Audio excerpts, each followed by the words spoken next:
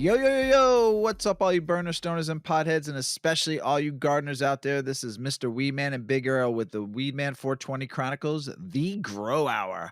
How are all you gardeners doing out there this evening? Big Earl, my brother, how the hell are you? What's up, man? I'm good. I'm good. How are you?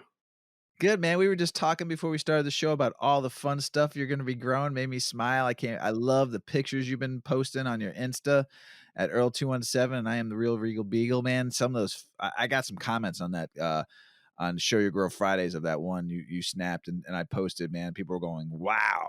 And I have to say, wowzers. I mean, phenomenal, terpy looking, trichome, crystally, beautiful, just colas and just amazing. So thank you for sharing out there.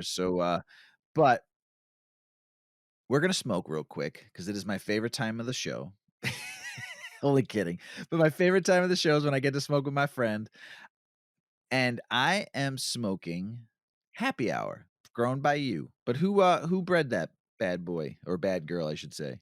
So that actually is one of the few that wasn't my selection, but it was by Fire, and it was just floating around the area. And I had a friend said, "You gotta grow this." Fantastic smoke, fantastic, very upper. Not super fun. It grows very big leaves, very tall on the plant. So naturally, I bred it, hit it with some pollen, and then we're gonna see what we can get out of it. I will say this, it's very light and fluffy and very, very sticky. It reminds me of an old school bud I used to get back when I lived down in Florida, called the O bud that used to come from Oregon back in the 90s. We used to get, and it was very special. We hardly ever saw it, but when we did, it was like we never sold it. We just kept it for ourselves. It reminded me a lot of that. I don't like I said, we just call it the O. And but just so nice, and just the smell is so just fragrant, and it's a beautiful strain. I love it. It is a very, very uppity strain, though, very good thinking strain, very like get shit done kind of strain, talkative strain. So, but well done, my friend, on that. Love smoking. I still got two nice nugs. What are you smoking tonight? I rolled up the Sour Poo. Um, it got that name just from its parents, but it's just very sour. Uh, One of the autos that I made a while ago, and one of my favorites. I haven't worked with it again yet, but I'm going to for sure. Well, when you mean sour, do you mean like sour, like a warhead type of sour, or like tart, like sour? Like when I hear that, I've never, I because I have such bad taste buds because I was a big time smoker for a long time. My taste buds are shot in a way. I get hints of stuff now and then, but I never taste the full flavor of something. And Mrs. Weedman, who had great taste buds, have lost her taste a little bit because of the medication she's tasting. So I never really get the full effects of how cannabis, marijuana, weed, flower, whatever you call it, tastes like, unfortunately. So it's very frustrating. So when you mean sour, give me the explanation of like what you mean by sour to you. Like I said, is it like a warhead or is it different? So it is kind of like a warhead, but it is different too. To me, I think people have a hard time explaining the GMO for the same reason. Not that it tastes anything like this, but the sour isn't necessarily the taste on the smoke. It's the taste that's left on your lips, on your tongue. When you touch like the top of your mouth, you get this like covering in your mouth, and it's just a sour taste. I feel Gotcha. like GMO, a lot of people can't explain GMO and a lot of those crosses, and it's because it's not like an upfront flavor. It's like when you get that hot sauce and you're like, oh, that's not too bad. And then it hits the back of your throat and you're like, whoa. It's Yeah. kind of, it's kind of like that, but with, not as intense, but so that's what I think of when I think of sour, but it definitely like puckers you a little bit and you feel it. It tastes like you ate the Sour Patch Kid, 30 seconds ago. That Gotcha. kind of sour, Okay. it's still kind of sitting around. Yeah. All right. It makes sense now. All right. Like I said, I know what sour is. I just don't have the best taste buds like I used to when it comes to like drinking like wine. Someone tells me they get all these flavors. I'm like, yeah, I just get oak. Sure. I get I don't get the multiple flavors or the real long lasting flavors anymore. I just get like one quick flavor and it's just like, okay, I got it. But That was there's good. so much more complexity to a lot of different things. Wine, beer, cannabis, candy, whatever you partake in, there's flavors to it, and not everybody has a good palate to understand flavors, unfortunately, like myself. And I'm bummed my partner in crime, she doesn't have the flavors like she used to. It kind of sucks. Very bummed out. 'Cause she would tell me what stuff tastes like. So, but this happy hour tastes very nice. It's smooth. I guess when I smoke weed now, because I don't get all the flavors. Like that orange soul you grew, I get the flavors on that because that's very, very orange blossomy, especially the smell. I still have a good nose. I just don't have good taste buds. Um, but I don't it's very frustrating sometimes, but this happy hour is very nice. The high is there. And I guess when I talk about it, the smoothness of a smoke, I guess, is more what I'm all about. Like if I smoke a rough bud, like flower, and it makes me like or cough a lot or like hack up a lung. It's not because I took too big of a hit, because it was a rough smoke. I like a very clean, good smoke, and this is going to lead up into what we're talking about here in a minute. This is why I'm talking this. So Very true. I like a very smooth, clean smoke. And that's how I know the weed has been cured right or taste right or should the way it should feel when you smoke it. If weed is rough, if it makes you hack, if it makes you clear your throat a lot, that means it hasn't been cured right, which I'm leading up into our next show topic, our title. And this is the final stage of the grow. This is what we've been leading up to. Everybody we've had on the show, everybody Big Earl and I's talks, just him and I, and everybody we've had, this leads to your final thing. Now you have it all. You got it. The buds are there. You're 8 to 12 weeks or 16 weeks, no matter how long you've had your stuff in flower, it's ready. The trichomes are there. They have that, depending on where you want it on the stage, but I like mine where they just have that little tinge of amber. That's it, just a tinge. Or you want cloudy trichomes, is what you're looking for when it's possibly ready, or you're 100% sure it's ready. By looking with the jeweler's loop, or however way you look at your cannabis while it's growing on the tree. You're looking at those trichomes and the coloration. If it's clear, it is not ready. If it's cloudy, it's ready. But if you like it just a little bit with that hint of amber color, like I do, it's ready. If it's over amber, not that it's bad, it's just overdone, kind of like ripe fruit. So when you go into that harvest stage, you have to know what you're looking for. You and I had this talk a long time ago too. I don't remember what show it was on. I think it was before we started the grow hour. I asked you about, does red hairs make a difference? Now, I had learned red hairs when they're fully orange or red, that means it's ready also. This is before I had learned about trichome coloration. This is going back a very long time ago. We're talking about like 90s. Is how I was taught back then when I grew in the traditional market to what to look for. Now it's a totally different story. So is that still true though too, to look for the hairs on the cannabis plant? Does it have to be a certain color also? So that's something we could talk about also, but if you have the answer now, it'd be great because like I said, I talked trichomes, but is the hairs make a difference too? That it would be your strain specific or the expression of that strain. Sometimes yes, and when you talk about the trichome coloration, that's assuming that you are harvesting for maximum THC, because there are some strains out there that if you pull way later, they get a different profile. They'll get you a different high. They'll get you a different everything. There's people who will say, "Oh, if you don't run this for 16 weeks," I think Death Star was one of them. If you don't run it for 16 weeks, it doesn't get the flavor that Death Star is supposed to have. And I did that. I've done that, and with that exact cut, and it didn't. I don't think I was clever enough to recognize the difference. You know what I mean? Like Right. for me, and maybe I just didn't do it right, whatever it was, for that specific strain. But a lot of plants, that's what I would go off of if you're growing it for the first time.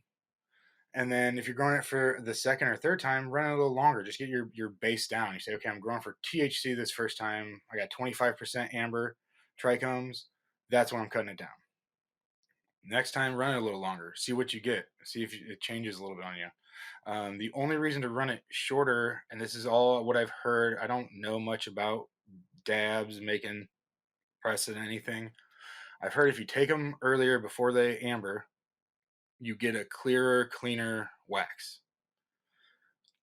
I don't know anything about that. I don't. I've heard people say that's not true too. I'm just letting people know it's the only reason I've ever heard somebody like, "Hey, I'm going to take this before I ever see some coloration or some maturing."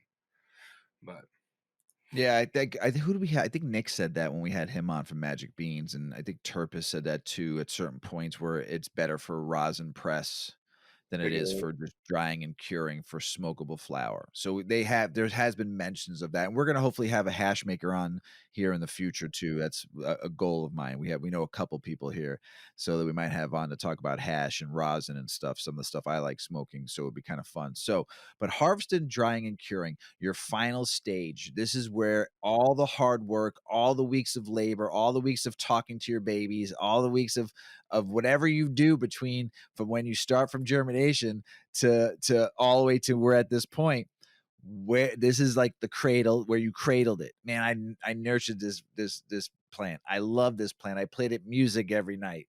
Now the time comes to where it's the harvesting season. Now, whenever you plant, if you're an outdoor grower, you plant for the harvest of the sun and the season. But if you're an indoor grower, you're planting your whatever 90-day, 120-day run you're running. That's what you're doing. So let's talk about the first. We're going to give you some tips and tricks for leaving your garden for a period of time also, not just only about harvesting, drying, and curing. So this is going to be a fun episode. This is my favorite part of the whole grow because the first the first 12, 16 weeks, whatever long you're growing, you're nervous as fuck, especially if you got one plant or two plants growing. If you got 100 plants growing, you lose one or two. It's all right. But if I got one plant growing, man, that time frame, you're like, oh, geez, you made oh, God, it. what's going on? Oh, it's got one little yellow spot on the leaf. What's going on? It is there's so much work that entails and so much pressure because you want to have a successful harvest. But now you're at that point. Here's the harvest. Harvesting and drying. So, Yeah, Big Earl, tell us a little bit about that harvesting and drying period and yeah. how crucial it could be though too. Oh, it's everything. You don't. This is if you want to cut corners. I wouldn't recommend it, but you do what you need to do. Harvesting and drying your plant is not where you want to cut corners. I'm just going to tell you that because you can grow for, you got a 9, 10 week flowering period, at least 4 weeks before that, germination. I mean, you're talking months and months of work that you can just blow in 2 weeks. So, first, to get it to that harvest, right? You're coming to the end. It's your last week. You think you got, 7, 8 days left. Maybe you just saw a couple of ambers pop up and you're like, oh man, who knows? You're in that position. So one thing a lot of people like to do is add cold water in their flushes. This can bring out some different colors, making your room a little colder. Also, some people would disagree that that's a good thing. I think if you're not, as long as you're not like freezing your room out, I don't. I think you're just following the fall season. That's what you're mimicking, right? Like you want to mimic that fall season. So I don't want you to lose your train of thought, but I have a question about the cold water. I've heard and seen people put ice cubes like the final, before they harvest, like 2 days or something like that, or 3 days, they put ice cubes. Is that a thing? Is that a good thing to do or a bad thing to do? if you're in cocoa, I could see that. So it's all you're just about to harvest. I guess it doesn't matter a ton. Um, Putting it on a peat-based medium would definitely overwater in a sense. If you know for sure you're cutting down, then you can do that for sure. What I do, I use reservoirs, but I freeze 1 gallon jugs of water and then I drop them into my reservoirs. Oh, there you go. And then when Great they idea. water, yeah, and then when they water, they just water that way. Nice. But that's just something. I wouldn't say there's mixed messages. I think a lot of people know when you make it colder, you get colors, but maybe some people don't agree with people doing that. Now, Uh, what point should they do that at? Like a week before they harvest or a couple of days before they harvest? I know you got to flush your plant out. I usually do it a little bit longer when I flush because I don't like just to drop gallons of water. So I usually flush for a few more days. yeah, I know I've heard people do like they flush really big in like 2 or 3 days or 4 days or whatever. But like, when is that point where we should start doing that, adding colder water? I look at the whole growth phase as transitioning phases, and like it's not just flower. It's early flower, then it's the transition from early flower to flower, then it's the transition from flower to finish. then it's finish. I like to start transitioning about 14 days before, and I like to Okay. be transitioned and flushing 7 days before. Gotcha. Perfect. So, Nice. and that's the same way with like going from veg to flour, early flour to heavy flour, stuff like that. It's a transition, changing everything. Okay. So what about this no CO2? Do you take your CO2 out before you harvest, or when do you If stop you're this thing? if you're indoors, you just don't need CO2 the last week or two. Okay. It's just your plant won't dislike it. It just isn't. You're not blasting on flour now. You're working on finishing your plant. So you might find where you're like, well, I cut it 10 days early because when I cut it 14 days early, for whatever reason, I didn't like it. You just don't need it for the finishing parts of your plant. Okay. So take the bag Um, out. yep, you can lower your par down a little bit. You can shorten your days too if you'd like to. So if you want to start running, 10-hour days, a lot of people do that at the beginning of their flower also. Not for the same reasons of like transitioning it. Well, it does. Yeah, I guess it is the same reason. It's just let your plant know it's for sure flowering time. It's like, hey, so if you got a tall plant and you're like, man, this is a really tall plant, flip it in and only run 10 hours of light. It gives the plant less light to eat and grow, and it for sure lets them know it's flowering. So if the plant grows and then stretches in week 4, do that. It'll grow and it'll get it stretch in week 3. It'll save you 6 inches or something. Gotcha. Um, Okay. yeah, and that the darkness before flipping kind of does the same thing. People will run 24, 48 hours of darkness. I personally don't do that. I follow my veg and my flower start at the same time, but my veg runs for 6 hours later. I heard a tip somewhere, I can't remember where, but it's like us.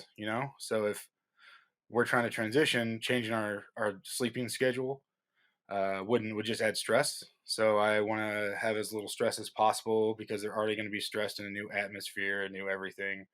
Their food's going to change. So having that the same I like, but a lot of people do 24 to 48 hours of darkness before they take it into actual like harvest, cutting it down. Right. I've done that. I've done 48 hours. Yeah, Then I went to people do that too 24. going into flower to make sure that their plant knows it's flowering time, and then they do it again at the end. Have you done it at the end? I've only done it at the end. Yeah, yeah, Yeah. yeah. 24. I did 48 hours one time, and then I was like, I think I talked to you, and I did 24. So, Yeah. and I go Did back you and know? forth. Yeah, it's. Some people swear by it. I've done it before. I don't know how. It's really hard to tell if it's doing anything, but I mean, if you like it, do it. I Yeah, just know a lot of people do if it's not gonna kill your butt, I mean, for sure. you're Yeah, getting a for good sure, smoke for out sure. of it. If anything, so you can stop. I've known people that will dry and cure their buds growing in their pot still, and they just stop watering, and then it all dries out the same, and they just leave. I've never seen their flower. I've just heard them talk Instead of about it. hanging it upside down though, huh? Yeah, they just let it go. Like they'll be in trellises, and they just let it go. I'm not suggesting to do that. We don't have that in our notes. I've just heard of it. People are like, "Oh yeah, it's great," but I've had people tell me things are great that I mean, weren't. I guess it's like, I mean, every time like someone gets a bouquet of flowers though, they don't let it dry out in their vase. They hang it upside down. Yeah, and That's then how it's you do most drying of any kind of true. veg, Well, you know? the pot will dry out because you stop watering. You Right. just cut down. So you stop watering, and then it's like you cut down tomorrow, quote unquote, when the pot dries Oh, out if you're in cocoa or gotcha. something. Okay. Um, That makes sense. yeah, I've never done it. I'm kinda happy hour right now, so Yeah, not everything's making sense. sure. But in the old happy hour, it is a great plant. I didn't keep it around because there's just like I never had a room full of bangers like I have right now. Yeah. But it was You a do got really some good fucking plant. bangers. Dude, I've been getting lucky with my searches lately. It's been nice. Um, and we talked about it a little bit pre-harvest, but know what you're harvesting for. If you're harvesting for THC, you go by the amber of the trichomes. If you're, just maybe do a little research on the strains, try to see, do your own research on the strain, especially if you have your own selection of a strain, and see what it does. Another week longer, cold, not cold. I love doing side by side. That's my favorite thing ever. It's my favorite thing to do. Is right next to each other, as close to the same atmosphere and environment as possible. See how they're different when do this or that. That's how I made my entire food schedule, is by putting things by each other and saying, "Did this make a difference?" No, it didn't. I'm not spending my money on that shit. So what about, quick tips? Like, this was we talked about this yesterday during practice, and I never heard this before, I guess I never asked you either, so about harvesting in the dark. Never heard that before. Yeah, so I want to say again, this is not almost none of this is like a lot of stuff is things I hear from just listening to different people way smarter than me. So through those listenings, I was told that 1 hour before the sun comes up is when you're at the highest bricks level in your plant, and that's when you want to focus your harvest on. It made a lot of sense to me. Say, okay, I'll do that. Like I said, I'm always side by siding things, and I always have this going and that going. I've always harvested in the dark, but I've never done the hour before. I didn't notice a huge difference doing that. Um, but I've always harvested in the dark. It's just what I was always told to do. So you always want to harvest at the night cycle. I think that the having a light on in there, some people would maybe say no. Some people say it doesn't matter as long as it's a light cycle. Kind of something you got to figure out for yourself. But I do green lights. Um, I've been told that doesn't work. It seems like people much smarter than me doesn't think that that works at all. But I've used them. I haven't gotten herms, and I've sometimes accidentally left them on for long periods of time. And I'm not saying anything's wrong or right. I'm just saying that I'm having luck with whatever I have. You're having I wouldn't even say luck. You're having a good experience with doing a technique that you're doing. Yeah, even though the So I science look at it. seems to say the science seems to say differently. So I Sometimes science is not always right. Sometimes it's right. Not everyone's it's not 100% there all the time. It's not a fact, yeah, right? yeah. So, There's always the different equate. The one in a million too. So maybe I just got listen, something. I failed algebra 3 times because I still don't understand why fucking A plus B equals C. And I went to summer school 3 times, and I still failed it in summer school because it never made sense in this dumb pea brain why A plus B equals C, and if anybody tries to explain it to me, I don't wanna hear it because it doesn't make sense. So, thank you, though, if you're gonna try to out there, just like people have been trying to explain to me there, and there, and it still doesn't compute in my brain because it all just makes one word to me. Everybody learns differently, everybody out there in the world. So, logic's not always there. So when you harvest in the dark, sometimes it's hard to see stuff. And if you have a trellis or something, you definitely want to use that too. I do that all the time. I cut my trellis out and I like hold my plant by my trellis. It works super well. There you go. Uh, Make sure your branches aren't crossing with others. So Um, now let me hold on a second. So that means the buds crossing, right? Like yeah, make sure okay. So make sure they're all before you nice and cut. spread on in the trellis up top. You get them all spread out nice, Yep. right? Yep. I try to spread mine like initially, they all have their own little area. And then I just try to part them and I cut them all apart in the trellis. And then I cut them down. And when they cut down, I can do a quick flip. I can hold my trellis. I can hold the bottom of my plant. Nothing hits my tray. Nothing hits anything. I don't even touch the flower. My flower doesn't get touched by anything except for every now and again. I'll spray RO water if I still have a residual DE on my stems because I don't want that powder floating all over my room. It wouldn't hurt anything. I just don't want it. It's not good to breathe in and shit. But besides that, they don't get really touched or anything besides me cleaning them up.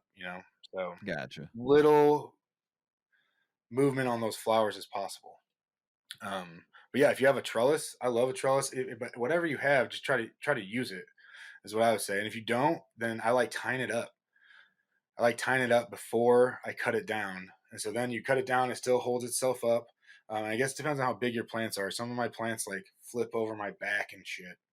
and so sometimes that stuff gets wild. So I'm trying to, I don't want that hitting my hair, and I don't want that. So I'm trying to hold it out as best as I can. Um, but prepping the area helps a lot too. So make sure things are clean. Make sure you got if you're hanging it in like wherever you're hanging it, make sure your lines are hung first, unless you want your shoulders to burn. If you're hanging 10 or 15 plants and you're sitting there holding it with one arm and tying a string around a bar or something with the other, and then tying that plant, and then by the time you're done with that, your arms are gonna burn, your shoulders are gonna burn. And when I do you okay, so when it comes to harvesting, and you're probably gonna talk about this, but, um, what I what I've seen you do, I think I might be wrong, but I saw in your drying tent that you take the whole entire tree and hang it upside down, right? The whole thing? Or do Yeah, you cut it and by some people don't. I don't. I've seen a lot of people do that. I'm just saying I don't have the room in my little 2 by 4 tent to put that whole plant in there, even trimming it all down, so I have to cut it. I cut, like, 1 big branch off and hang maybe, like, 4 down like that, or 3, depending on how it looks on there, so sorry, everybody, about my hands going in the face, but, but, yeah, so, I mean, I don't have room to do the whole entire plant, so I just cut it maybe, like, 3 or 4 branches to it and then hang it that way. Is that fine too? I mean, Oh I've yeah. seen a lot of techniques. Oh yeah, I think as long as you're hanging, for me, it's about as little disruption as possible. Gotcha. That's really what it is to me. So I'm trying to, eat from taking it down to drying it to trimming it all the way to bagging it. I'm trying to be as gentle as possible. I'm trying to keep as little knocked off as possible. But So you also said and I skipped it, and I should have looked at the outline because that was one of your that you were just gonna talk about that. Sorry. Happy hour, yeah, baby. Happy hour. Telling that you.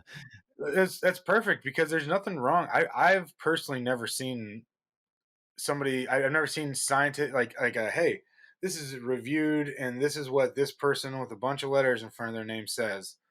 I've never seen that on full plant to stem. I'm just lazy, I think.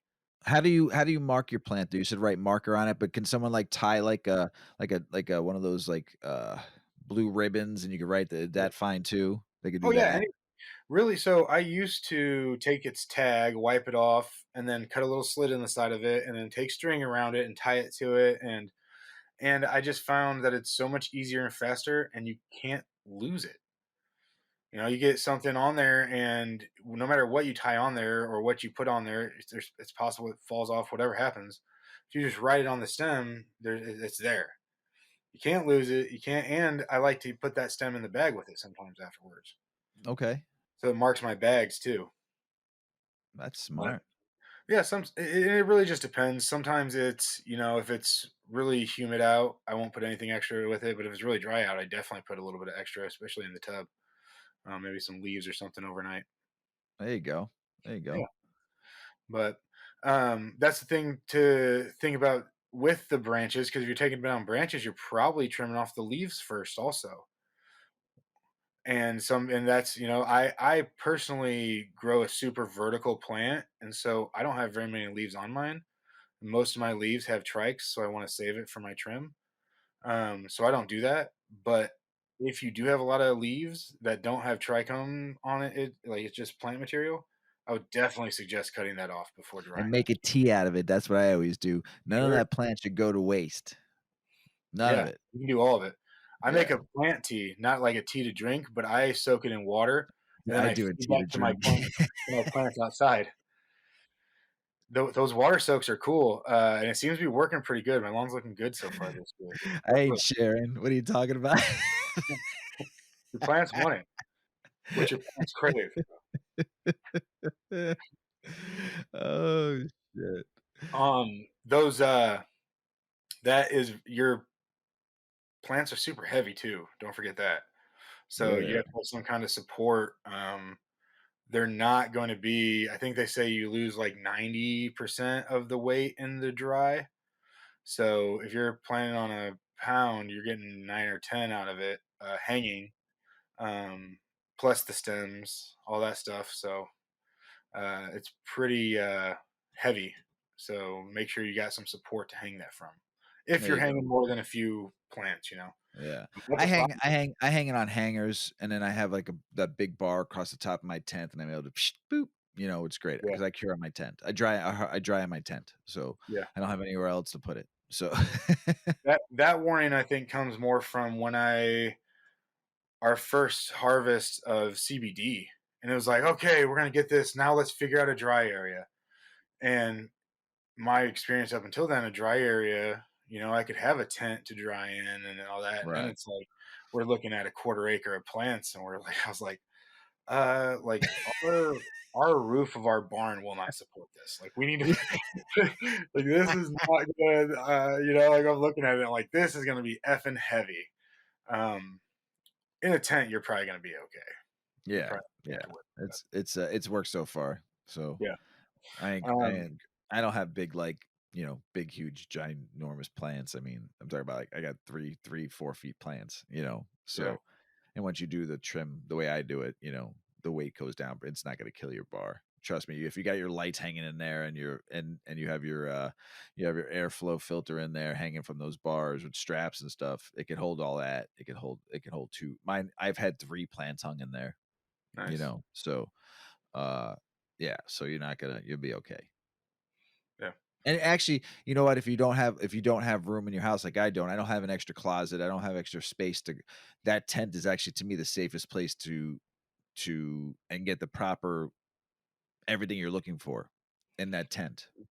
So it's yeah, kind of nice whether you have an extra tent or you are not worried about turning and burning. You wait that extra how long you. The tent actually works really nice. yeah. I had a buddy that would dry in open airspace. Like he would have probably like 4 or 5 plants at a time, and he just had a big open. It wasn't that big of an open area, but an open area in his basement. And he had a humidifier. Like so far, like he just figured out his method, and his Nice. weed is really really good. Yeah, He's that's sweet. it's Yeah, just if you got the room, yeah, if you got the area, so yeah, you know, yeah. uh, And then when you're finishing the plant, when flushing, I think a lot of people have their different techniques on, but it's really a reading of the plant. When you say flush for 3 days, flush for 7 days, do this at the end, do that at the end, the whole plant growth is just is you reading that plant. So the first time you grow it, you're reading like a language you don't know. So okay, I know what this should look like, and I know what these types of plants look like, but you don't know if it's super susceptible to light, if it is going to hate too much humidity or too dry. You don't know how, if it's going to be a nitrogen whore and be just going, you're going to sit there going, oh, why is this the only one going yellow? Um, so reading that plant is vital your whole growth cycle, but especially on the flush if you have something particular you're looking for. yeah, Uh, I switched to that flushing where I did it like for like 2 days straight, heavy water, and I didn't like that way to do it. And I talked to you, and I now do it 7 straight days, really nice, like give it a little body. I just don't dump a bunch of water in it and just let it run out, or have to take it out of the tent and I had to do that before, I had to take it out of the tent because I didn't have enough room to do what I needed to do to really flush, uh, but now I just do it nice and give it that 7-day flow, and I think I've seen a better result, I think, just, yeah. personally. I read my runoff generally. So if it's the first time I'm running a plant, I definitely read my runoff. And then if I kind of know the plant a little bit, I watch my plant. And when I get to when I'm like, okay, I got a few days left, I'll read my runoff. But generally, from looking at the plant, I can tell like if there's some new green growing the last couple of weeks. I know that I have a buildup and there's high nitrogen. And so I'll do like a little flush then. CalMag and water only, maybe some hybrid. And I always need the CalMag, guys, no matter what you do. And um, but yeah, it's really reading the plant. So read what other people got out of it. If it's a seed, every seed's going to be a little different. Some breeders are really good at stabilizing. Sometimes it's not going to be, there's going to be a ton of different expressions, and you're never going to know what yours is going to be until you grow it. But That'd be Nice. the best tips I had for, getting up to the actual dry and flush and, the actual chop chop. Yep. What about drying? Like, this is crucial.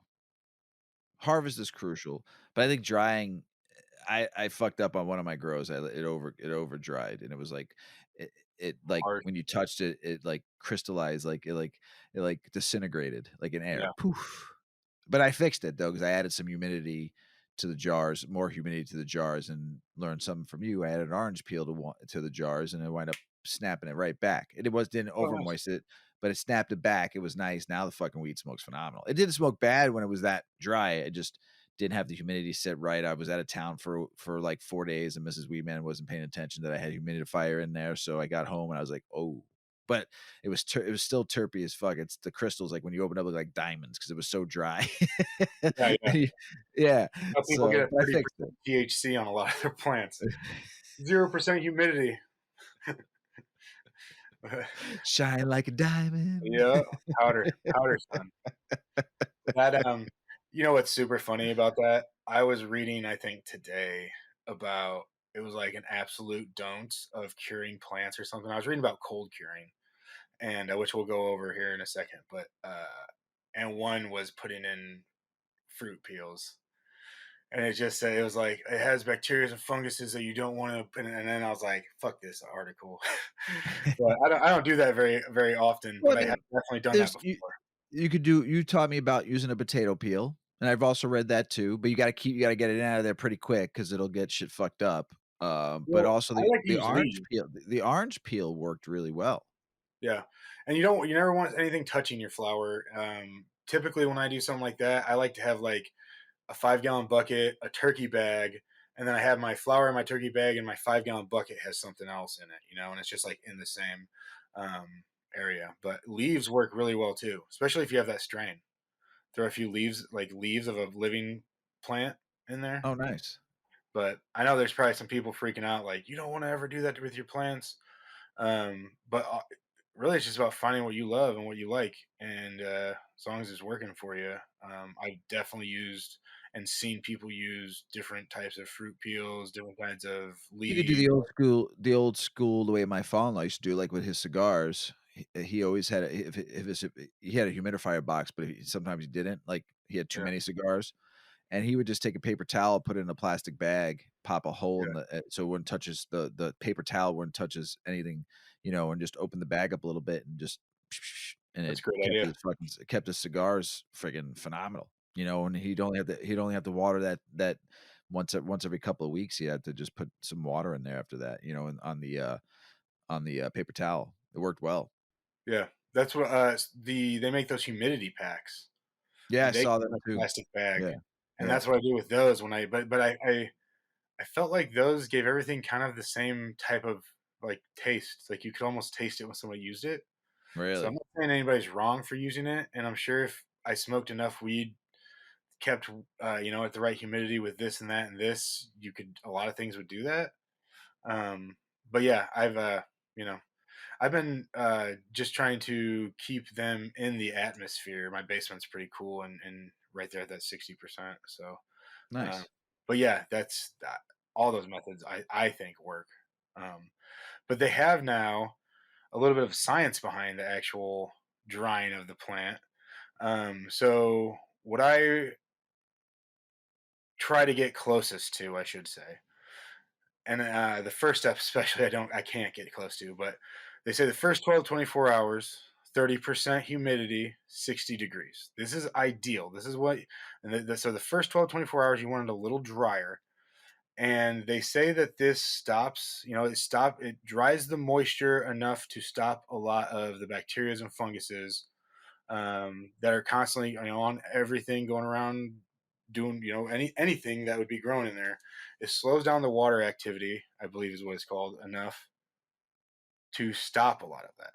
So if you have especially like a large flower, dense, something that's prone to getting root rot, or not root rot, bud rot, something like that, being able to drop it that 30% just to the 30% just for the first half day to day could help you with that possibly.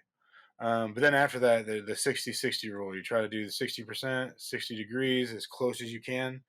Um, I can tell Mrs. you, my Weedman room never 60 Mrs. degrees. Mrs. Weedman would hate it if I had to turn this Yeah. air conditioner down to 60 degrees.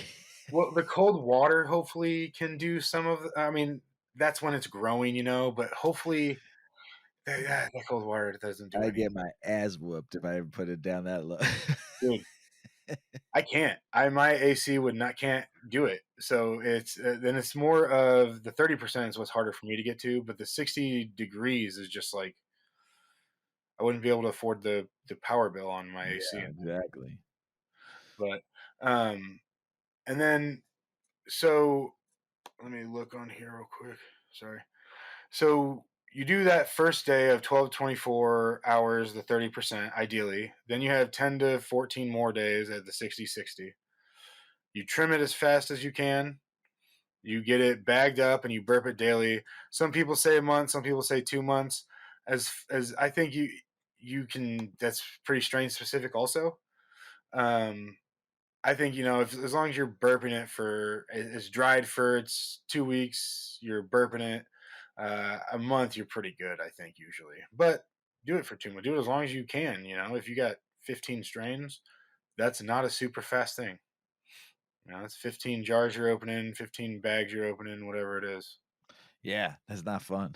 every day. Yeah, every day. Some people do it twice a day. So I do not do a super long burp. I generally let it breathe for a second and then just kind of close it back up. I just want to exchange the air.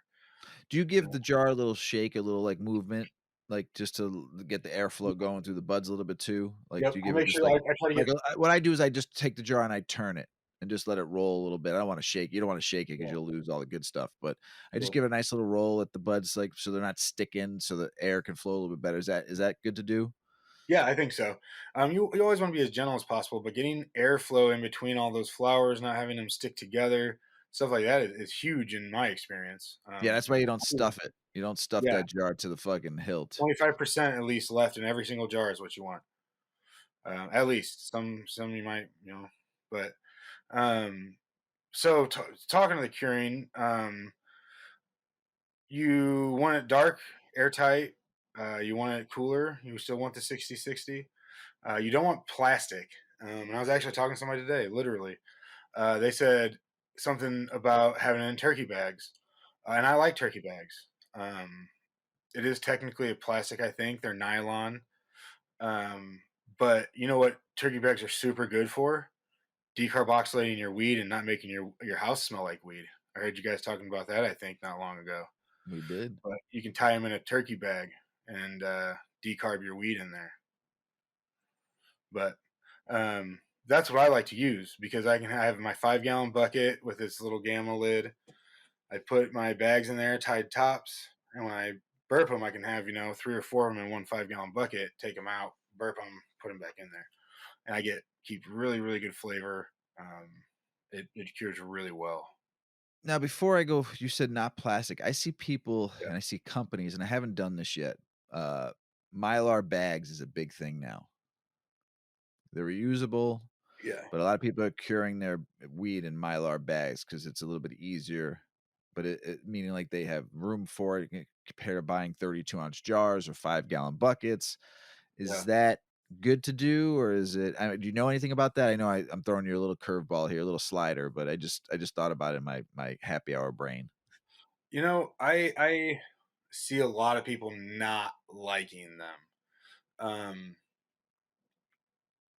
and I don't know. It would be the quickest answer. I personally would if I could get away from the turkey bags, I would. If I could get, but finding glass jars, and then like that's giant glass jars.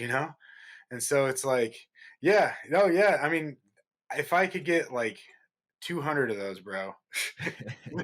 I can make that happen.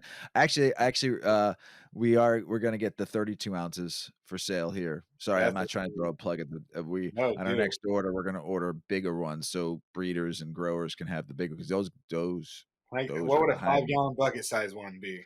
I don't know about that. I don't think they make them that Oh, big, but 32 ounces is probably the biggest we can get. So at least you can get like your, take the stuff you don't need out of the 5 gallon bucket anymore, and that's your personal nice 32 ouncer right behind you, and you're when you're working on your station.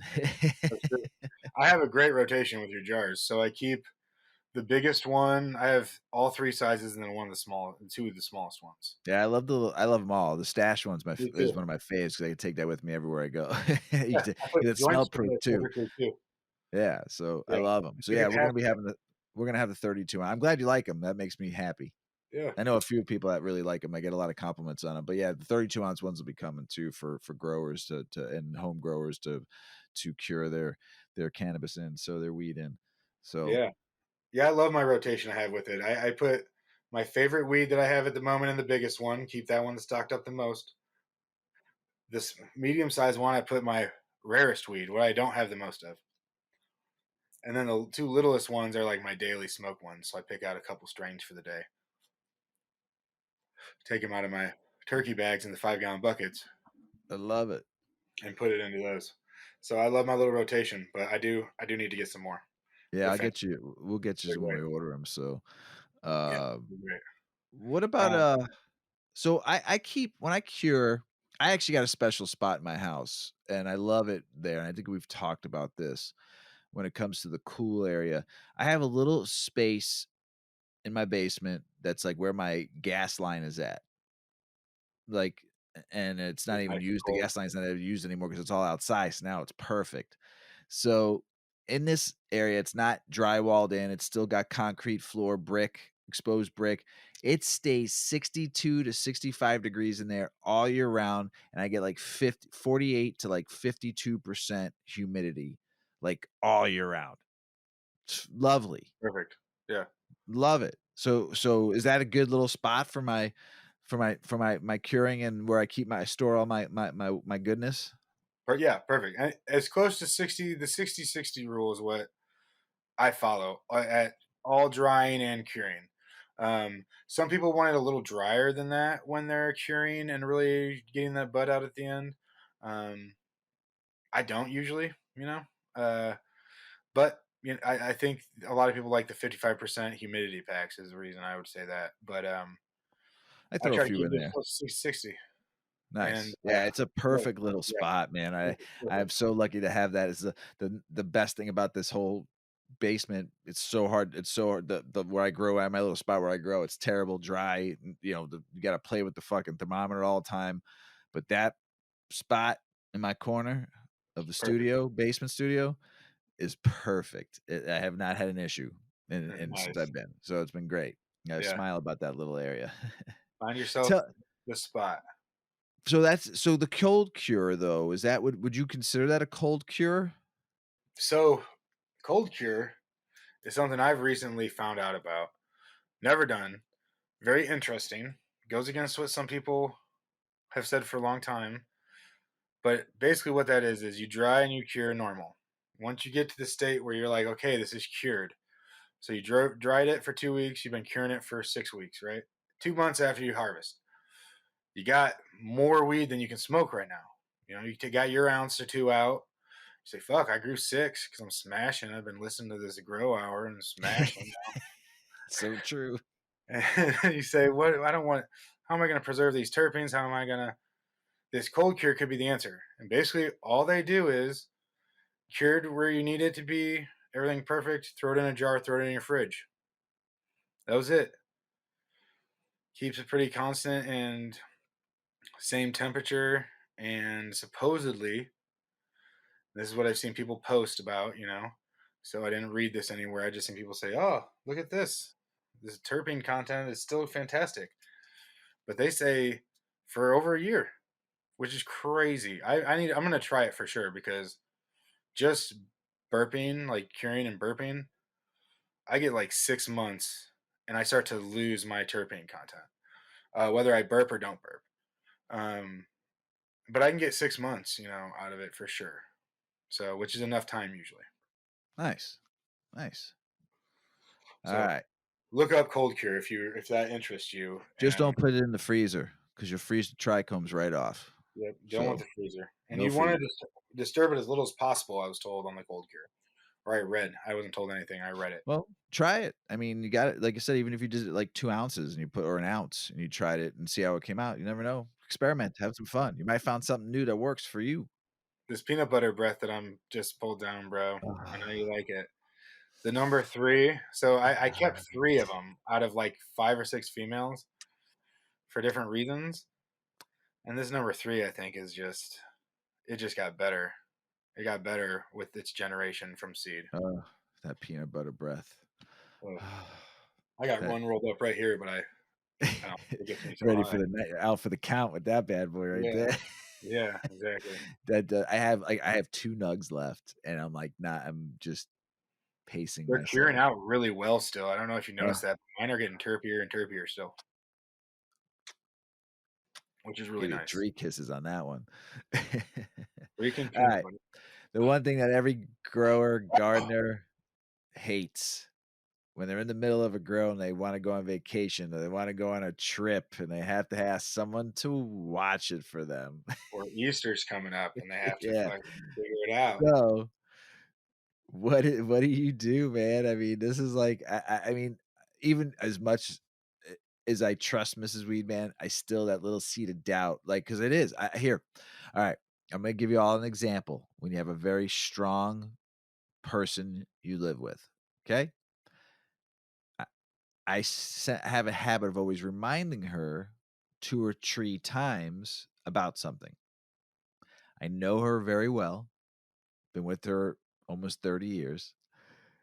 And she forgets because she has a lot of thing on her plate, and I even when sometimes she writes it down because she has 50 bazillion note papers around for work and for 8 decades and for life and for this, but I'm like, "Hey, I'm going out of town for 24 hours. I need you to do this, this, this with the plant." "Okay, this is all I need to do." "Yes." "Did you write it down?" "I got it. I know what to do." "Okay.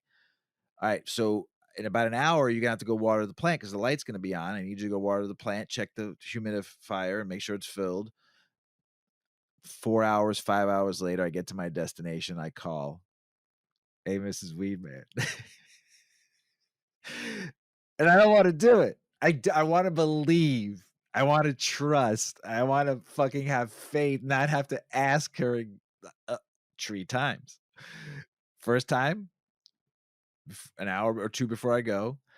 Second time before I leave, and there's always a fucking third time when I get down to my destination and I call her, tell her where I'm at. I'm like, "Hey, how you doing?" I used to be like, "Hey, did you check the plant?" Now I talk for like 2 minutes and then I go, "Hey, did you get the plant?" I fucking forgot. Dude, that's a good tip for anybody in any relationship ever right there. You got if you got something to say that's gonna maybe piss somebody off or like inquire about something, Uh, talk about something else for a second first and make it sound like you weren't calling just because of that. that's it. That's Dude, it. But I used to just call right away and be like, "Yo, get the plant?" 1 out of every 5 times she said, "Yeah, I got it." So just think about that, how many times I go out of town. All right. And I'm biting my nails. And I know she's not going to ruin it because yeah, it's only 5 hours, but it's the point was having somebody you could trust to watch your grow while you're out of town. And I'm sure there's horror stories, hundreds, maybe thousands of horror stories about this. sure. So, Oh yeah.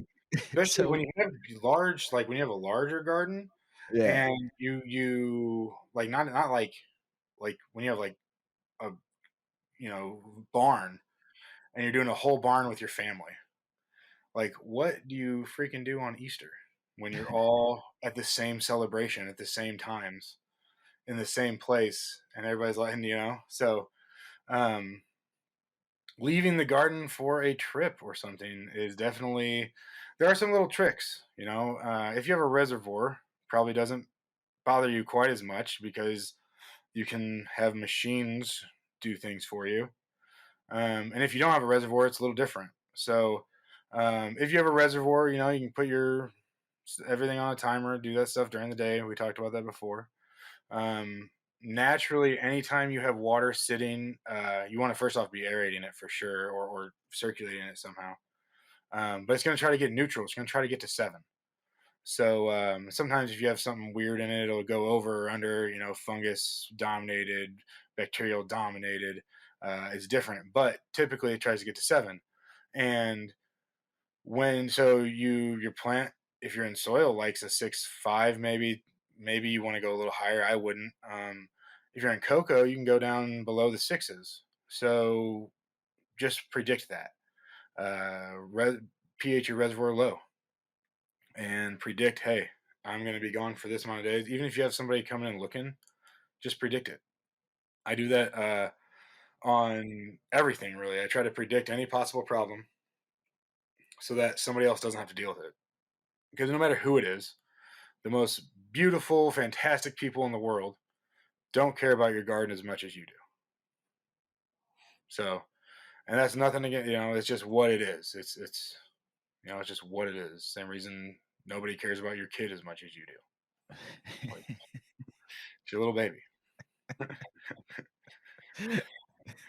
But so if you're hand watering though, that leaves you less options because you don't, so one thing you have hand watering is typically you're not in a medium that needs the constant watering. So if you're running a reservoir, you might be in, you know, like a Grodan, a rock wool.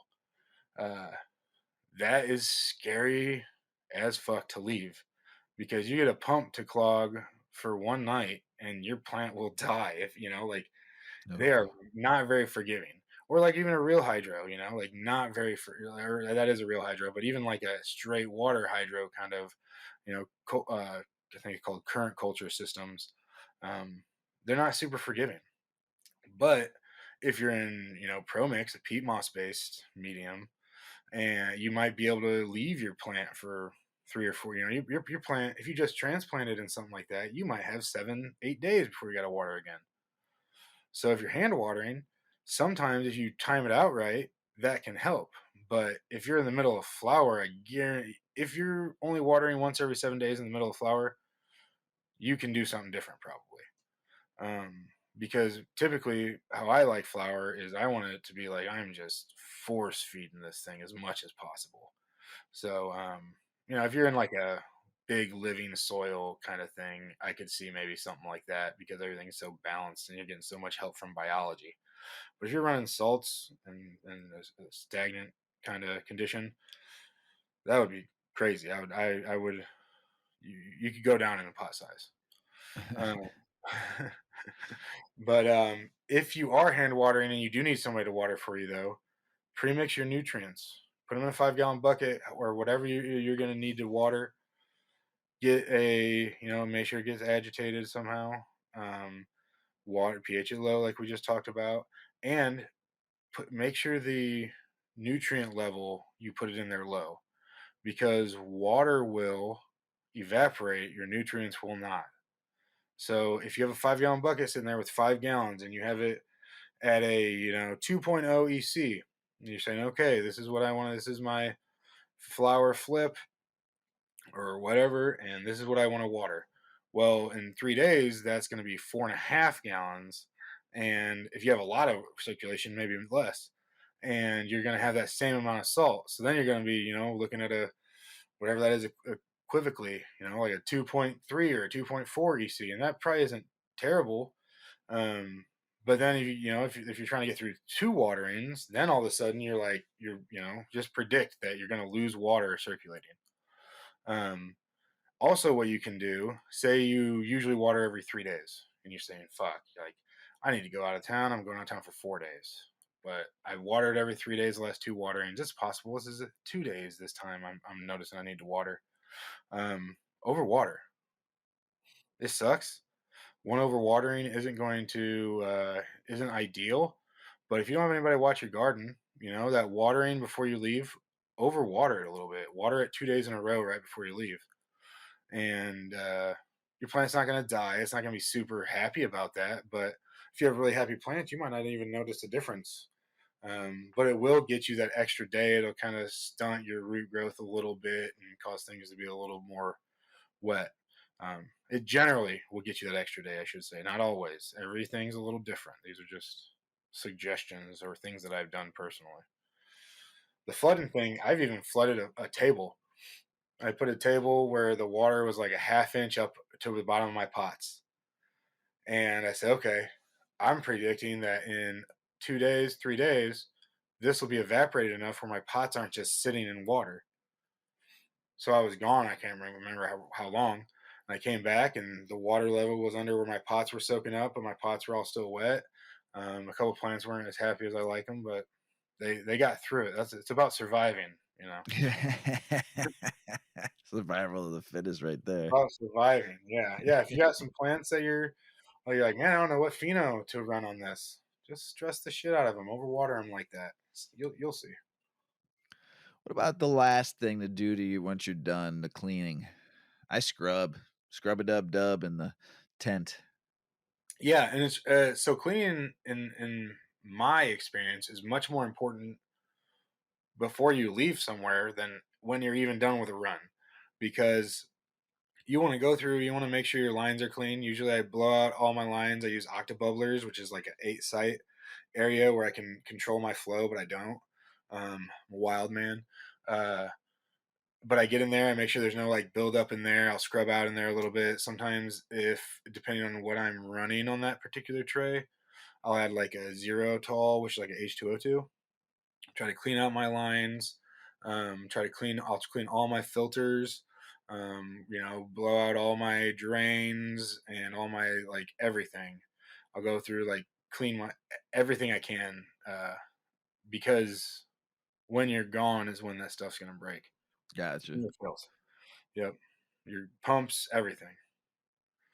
But and really, I'm super lucky too because I have somebody back here where if we do have a problem, so what I have a system where I have a camera that I can see on my phone, and I set up my temperatures in front of it, so I can read my when I'm not home.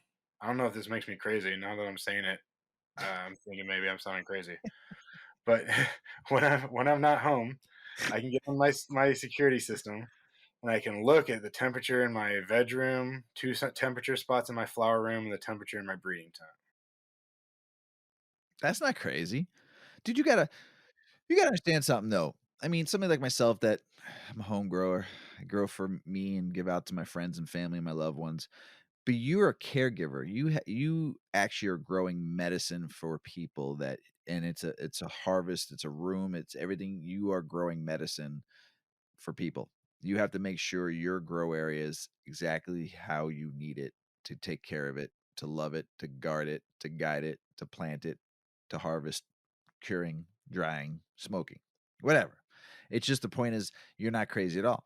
You're that's your this is your business, your job, your passion. This is what you do, and you also make sure the people you take care of have the best quality medicine that they can get from a caregiver, which you're growing personally for them. So there's a care. That's why it's called a caregiver. That's why it's such an amazing program. Why every state should allow it, not just let dispensaries and cultivators, cultivation make all the money. It should be able to people to provide a service that they can do out of their own home, right? And be able to Yeah. make a good living and be They able to shouldn't put a limit on it either, I don't think. I not think at one all. of the Fuck craziest that. There things should is be you no can have limit at 5 all. patients. Like, well, what if I can take care of 50 people? Why are You you should telling me be I able to can't help 100 fucking 50 people? percent. Because that, Yeah, but see, totally that's the agree. thing. Because it's affordability to You lose start your own control business. at that point. Yeah, it's affordability to start out of your own fucking home. You could take your whole basement, you could provide for your family, you can make a good living. You got 25 patients, 40 patients, 50 patients, and but that's all you want. You Probably want to and 15, you're 20 making a great employees. living. It's fucking brutal, dude. Every state should do the caregiver program, and it should be a licensed business that you can run out of your home. That you can write your home off. You get tax breaks. You're running it as a business. You're a 1099, whatever, and you hire one employee. Now you've got a business, an LLC, and you're at now participating in what you're owning your own business is all about, what this country was founded on. So every state should do it. That's why we talk about stopping the stigma. We talk about freeing this plant more. So this plant can be made.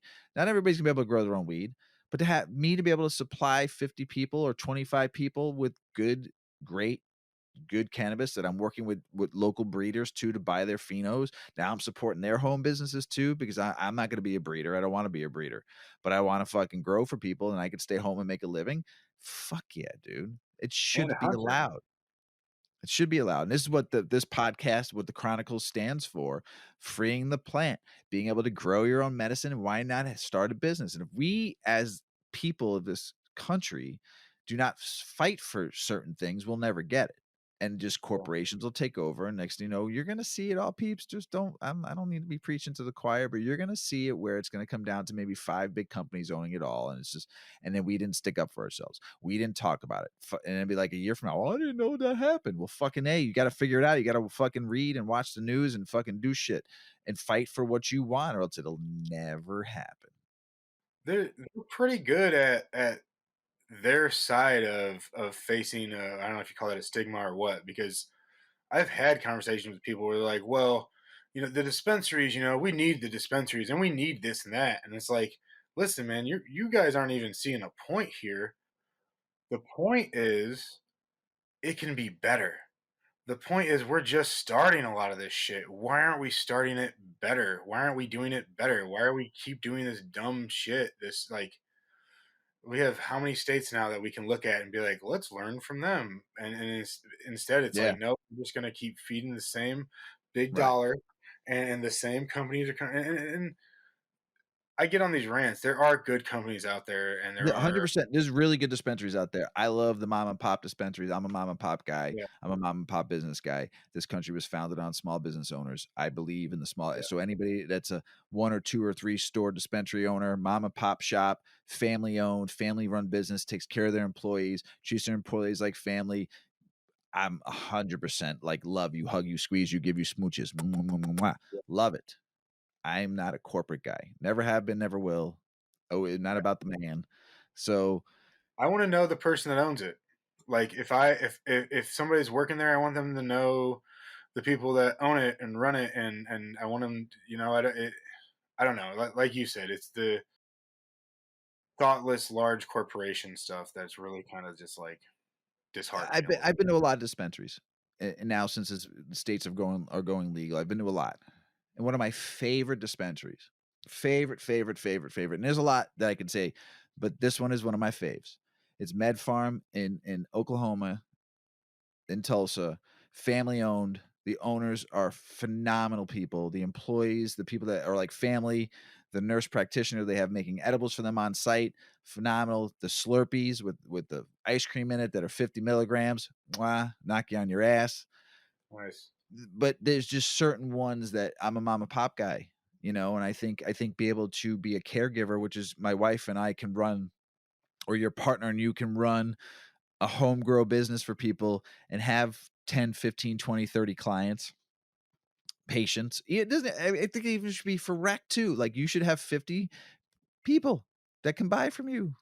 You're weighing your stuff, you're paying your taxes like you're supposed to, but you're charging a fair price for really good weed, and they know they can come to you at any time and pick up, smoke a joint with you in your basement, look at your grow, look at the flowers if they want, whatever, Play just a little it's Nintendo more of a personal 64. it's a personal experience. It's an effect that's so much better. And I'm going on a rant. I'm sorry. I'm over the grow hour, but I'm trying to prove a point that this is should be for everybody that wants to get in and Yeah. not just be for the people that have money.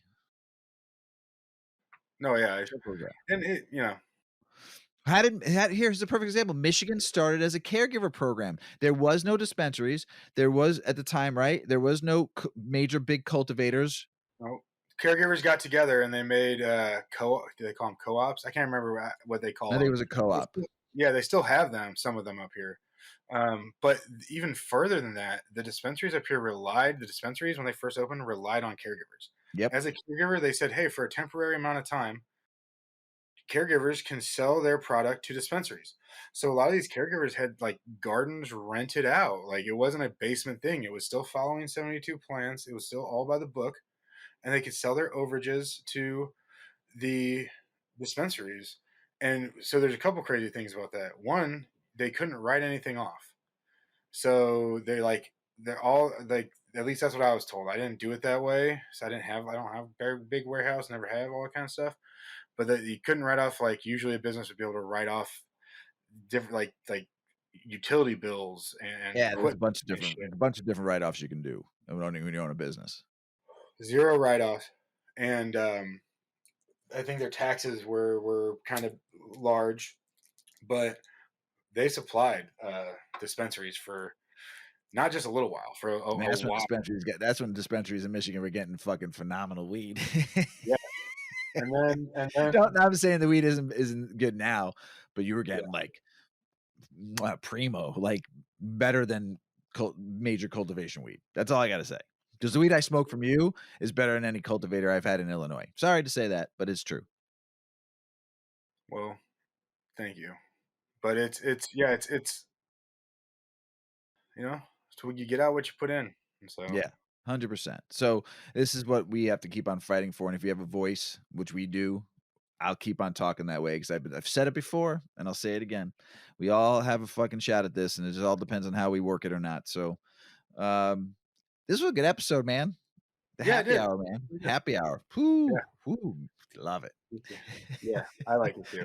I shouldn't have gotten rid of that one, but we got seeds coming across to the Uncle John's headband, so and There they you look really go. good. There you go.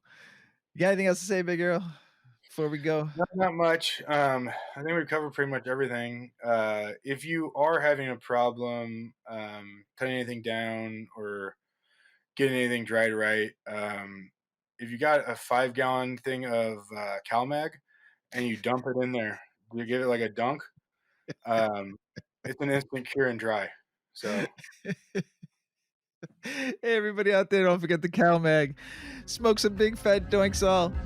Peace.